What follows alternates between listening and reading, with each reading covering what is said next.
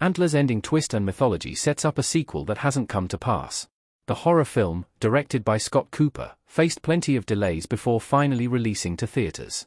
Starring Kerry Russell and Jesse Plemons, Antlers is a film that explores a creature from indigenous lore, and the darkness lurking inside humanity as well. Produced by Guillermo del Toro, Antlers follows Julia Meadows, a middle school teacher in Oregon who grows concerned about the well-being of Lucas, one of her students. Along with her brother Paul, the local sheriff, Julia attempts to figure out what's really going on with Lucas, what happened to his father and brother, and exactly what supernatural creature, a Wendigo, is out for blood and wreaking havoc. The horror film is disquieting as it builds towards its finale, allowing for a couple of shocking and heartbreaking subplots that change the direction of Antlers' ending. Antlers' ending explained. Julia saves Lucas. Following Warren Stokes' explanation of a Wendigo, Julia and Paul find themselves embroiled with the creature, who follows them home in a bid to find Lucas. The middle schooler was convinced that if he kept feeding the Wendigo, under the belief that it's a new version of his dad, it would love him no matter what and he could keep it happy.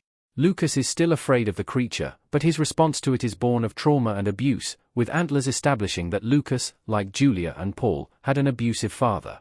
It's a coping mechanism for Lucas and a means to continue to receive affection by aiding someone under threat of harm. Following the Wendigo's assault on Paul and Officer Dan, Lucas goes to the cave with the creature. Julia follows, knowing she has to stab the Wendigo and rip out its heart to save Lucas and the rest of the town. Unfortunately, Aiden, Lucas' younger brother, is a casualty of the Wendigo's first attack.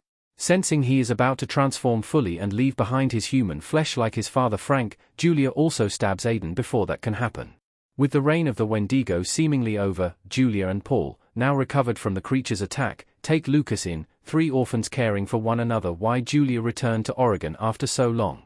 Julia finds returning home difficult. Graham Greene talks to Kerry Russell in Antlers. The abuse Julia faced at the hands of her father growing up is shown in flashbacks to her youth.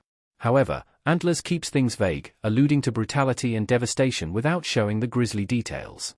The reason she returned to Oregon after living in LA for so long was to be closer to her brother Paul, whom she left behind in a bid to get away from their father. While Julia could have come back years prior, she didn't do so until after her dad died, likely because she couldn't face returning to her childhood home if he was still around. Julia is very much working through the lingering trauma in Antlers, and it's easy to see how her father's mistreatment still affects her. Facing him would have been a raw emotional ordeal, so Julia stayed away until it was safe to drop in on Paul and re-establish their relationship. Antlers adapts the Wendigo mythology, which originated with the First Nations Algonquian tribe. The creature is a part of the folklore of Algonquian-speaking peoples, passed down through the generations. In mythology, a Wendigo is a supernatural creature that can possess humans and take on their form, becoming malevolent and cannibalistic. This cannibalism consumes it as the Wendigo continuously feasts on human flesh without ever feeling satisfied. The use of the Wendigo is purposeful when considering the setting and characters in Antlers. The Wendigo is a representation of excessive consumption, which is why the cannibalistic traits appear, with the creature's hunger never satiated. The Wendigo's appearance conveys an imbalance in nature, greed, and destruction of land and the natural state of things. In short, the creature is all-consuming, a striking reference to how colonization of indigenous lands consumed and destroyed First Nation tribes, taking without giving back. The Wendigo essentially consumed Frank because he trespassed and disrupted the mines, ignoring the sigils that were in place as a warning to anyone who entered. He was also a bad person.